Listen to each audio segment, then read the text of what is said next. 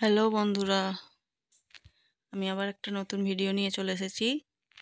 শাশুড়ি মায়ের হাতে টক ঝাল মিষ্টির চালতার আচার। ভিডিওটি লাস্ট পর্যন্ত দেখতে থাকো, খুব ভালো লাগবে। তো দেখা যাক আমার শাশুড়ি মা কীভাবে বানায় চালতার আচার। প্রথমে আমার শাশুড়ি মাই ছাড়াচ্ছিলেন, তারপর আমিও একটু হেল্প করলাম, চালতাটা ছাড়িয়ে দিচ্ছিলাম। চালতাটা আমি ছোট থেকেই ছাড়াতে জানি, মানে আইবুড়ো বেলা থেকে। যেহেতু আমার বাপের বাড়িতে রান্না পুজো আছে, আর রান্না পুজোতে চালতার টক হয়ই, সেই জন্য অভ্যাস আছে মোটামুটি চালতা ছাড়ানোর। তাই একটু শাশুড়ি মাকেও হেল্প করা হলো,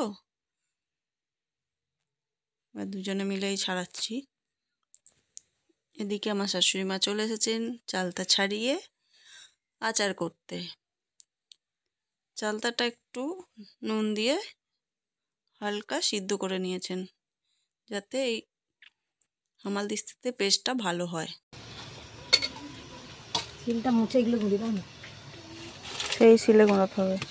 মুছে ছোটো শিলটা। আমাকে মশলাগুলো গুঁড়িয়ে দিতে বললেন। মশলায় ছিল গোলমরিচ, গোটা এলাচ আর জিরে, তিনটেকে ভেজে রেখেছেন। আর তেজপাতাগুলো তো ভেজে দিয়েই দিলেন ওর মধ্যে। আর এদিকে গুড়টা ভালো করে পাক করা হয়ে গেছে, তার মধ্যে হালকা পেস্ট করা চালতাগুলো দিয়ে দিচ্ছেন। অল্প অল্প করে দিয়ে দিলেন, দিয়ে এবার ভালো করে মিশিয়ে নেবেন। তো আচারটা হতে থাক, ততক্ষণ আমরা একটু কথা বলে নিই। কার আচার খেতে ভালো লাগে? বন্ধুরা একটু কমেন্টে জানিও তো, কার আচার খেতে ভালো লাগে, চালতার আচার। আর কেউ যদি আমার বাড়ি এসে আচার খেতে চাও তো জানিও, আমি তাদের জন্য আলাদাভাবে রেখে দেব। ঠিক আছে, কমেন্টে জানিও। এদিকে আমার শাশুড়ি মা চালতার মধ্যে নুন আর হলুদ গুঁড়ো দিয়ে দিলেন। মরিচ দিল, এলাচ দিল, তেজপাতা দিল,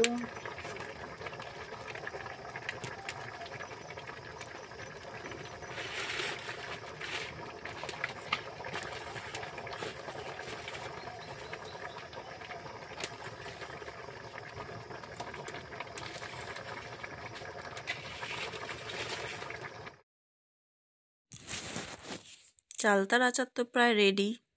দেখতে পাচ্ছ কত সুন্দর হয়েছে দেখতে। ওফ, এখনই তো খেতে ইচ্ছা করছে।